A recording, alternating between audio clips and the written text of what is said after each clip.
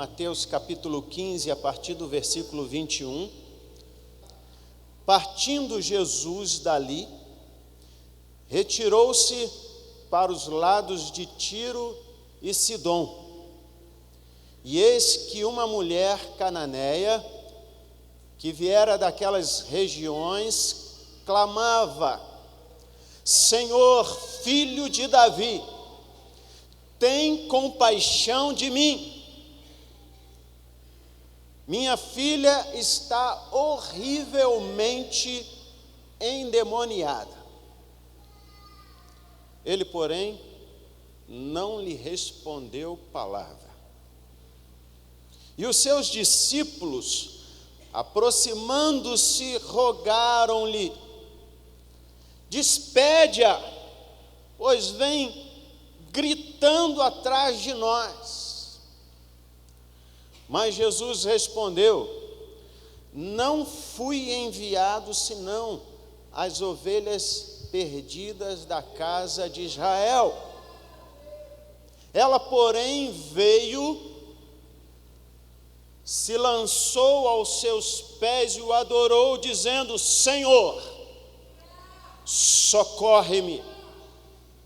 Mães de joelhos, filhos de pé.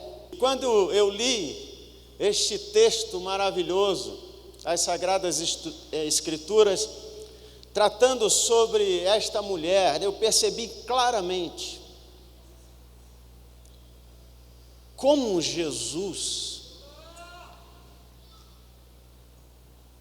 abre uma jornada, uma caminhada, uma história de fé, de forma sem ter discriminação, sem ter limites, porque esta história revela algo maravilhoso que aconteceu naquele tempo e inaugurou uma nova história para toda a humanidade. Jesus acabara de tratar sobre alguns assuntos com os escribas e fariseus. Na história, Jesus discute com os fariseus, com os doutores da lei, a respeito do que era pureza e impureza. E ele fala com clareza para eles: olha, o que contamina o homem não é o que entra pela boca, mas é o que procede do coração, ou seja, vem de dentro. Isto sim é que contamina o homem. Quando Jesus ele trata sobre este assunto com aqueles judeus, ele estava então já preparando uma nova etapa em seu ministério. E esta etapa, que muitos de nós não conseguem perceber, é inaugurada quando ele encontra com esta mulher chamada na Bíblia por Ciro Fenícia, uma mãe gritava desesperadamente, uma mãe clamava para que houvesse uma intervenção divina na sua casa. Uma mãe não queria saber quem estava do lado, uma mãe não queria saber o que estava acontecendo, uma mãe só queria se aproximar diante daquele homem judeu palestino que agora caminhava bem pertinho da sua casa. Aquela mãe clamava e pedia, como nós acabamos de ler: Senhor, filho de Davi, tem compaixão de mim. Jesus, filho de Davi. Aquela mulher, ela sabia o que estava dizendo. Filho de Davi era uma expressão destinada apenas para aqueles que tinham direito a ser rei. Aquela expressão significava o seguinte: este vem de Davi, e ele sim tem autoridade para sentar no trono. Ele sim tem autoridade para realizar o que Deus deseja que ele realize. Perceba, aquele a quem reconhecemos como Senhor, ele tem autoridade para reinar, ele tem autoridade para fazer o que ele quiser. E ele, como rei, agora reconhecendo assim como aquela mulher que não tinha nome, mas podia ser chamada de a mãe corajosa. E eu quero dizer uma coisa para você: não existe coisa mais motivadora do que um coração de mãe. Não existe algo tão forte quanto os sonhos de uma mãe. Ela sim percebe que aquele homem era um homem diferenciado, ele sim era o que tinha autoridade, ele sim era rei, mas ela percebe que muito além destas compreensões e destes conceitos que eu passei para você, existia diante dela um homem que podia mudar a história da sua família. A sua filha estava tomada por demônios. A ênfase deste texto não é esta realidade dura, que muitos são vítimas. A ênfase desta história está no pão e no filho. Pão do céu que agora vem alimentar filhos. E filhos judeus que estavam sendo alvo de um mudar, um virar de mesa, porque o Messias estava presente. Mas a história daquela mulher era importante para Jesus. Só que Jesus, de início, ele parece que não dá muita atenção, porque ele diz: não fui enviado senão as ovelhas perdidas de Israel. Para aquela mulher bastaria, talvez, uma palavra daquela ou daquelas para dar meia volta e ir embora. O que normalmente acontece com a maioria de nós. Diante de algo que não nos agrada, viramos as costas e saímos da presença do Senhor. Não é o correto. Mas a maioria de nós, diante de algo que nos confronta, diante daquilo que não nos agrada, damos as costas e vamos embora. Mas aquela mulher não agiu assim. Aquela mulher continuou clamando. E eu quero inspirar você, mãe, a não desistir dos seus sonhos em relação aos seus filhos, a não desistir das promessas de Deus para a sua vida.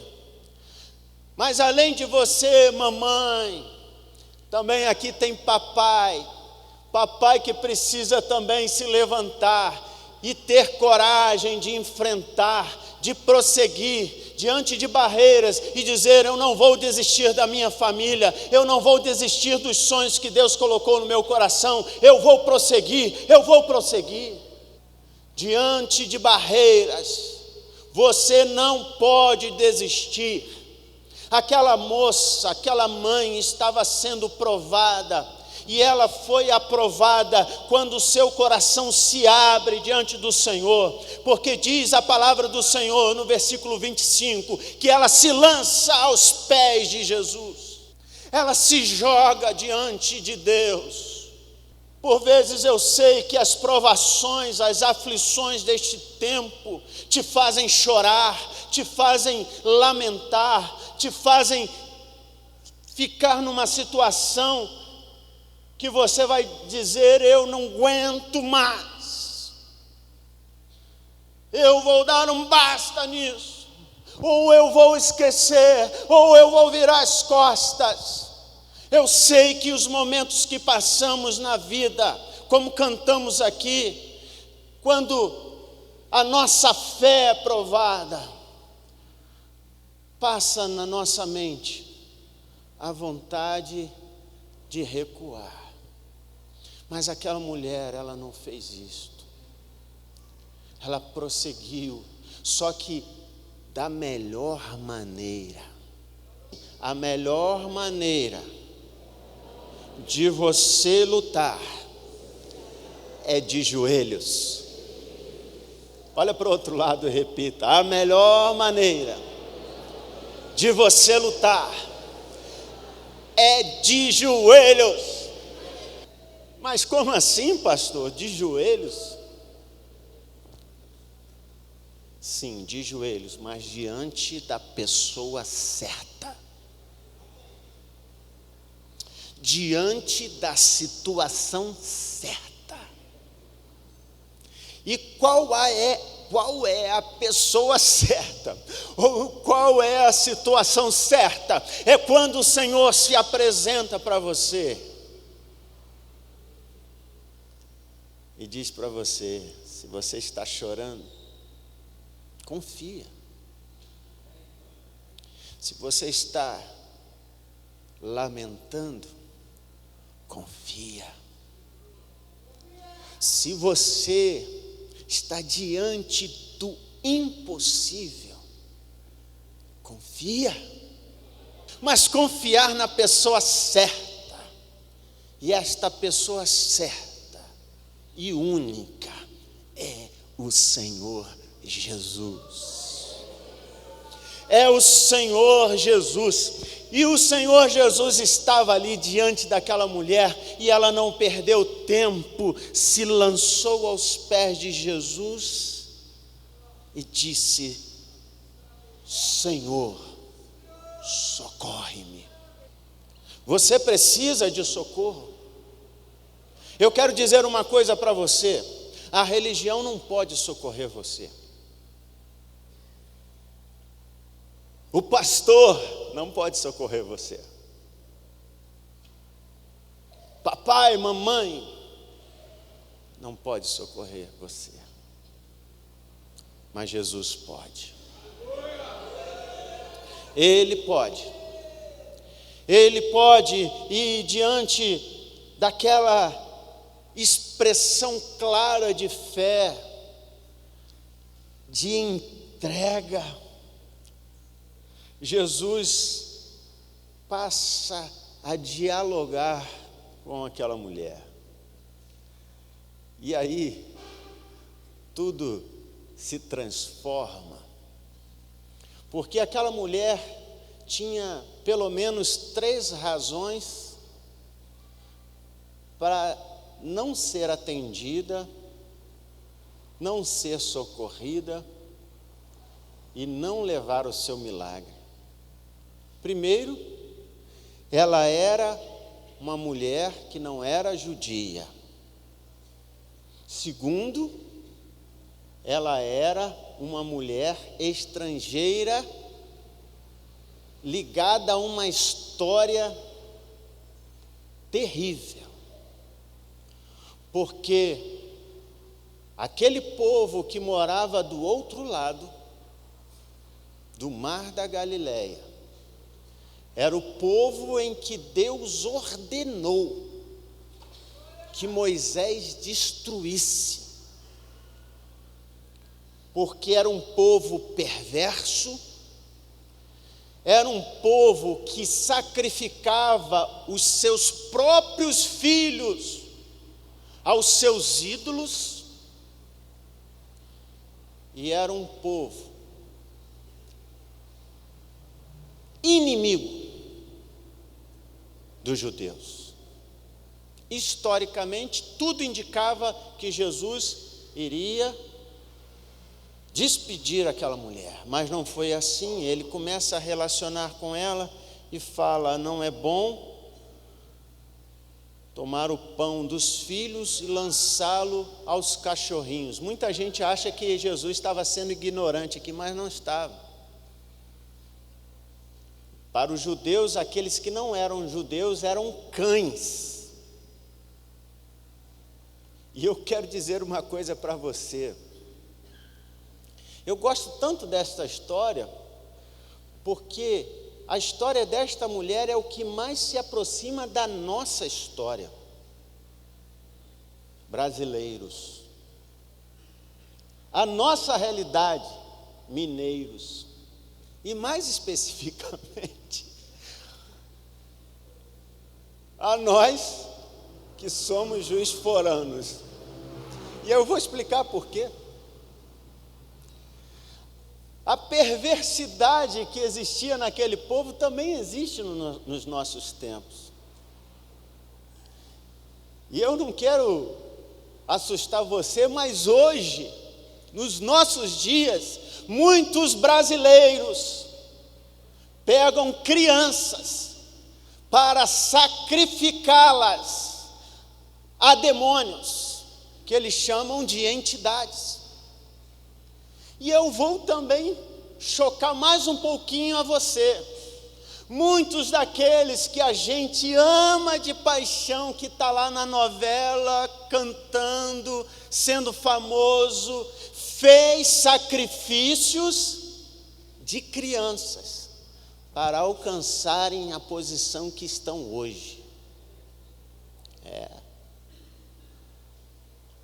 A realidade da nossa nação, por aderir religiões que não são lá algo tão terrível aos nossos olhos, mas as suas práticas ocultas são terríveis aos olhos de Deus. Só que o Senhor, Ele olha para mim, para você com compaixão e diz assim: eu quero mudar a história desta nação. Eu quero mudar a história deste povo.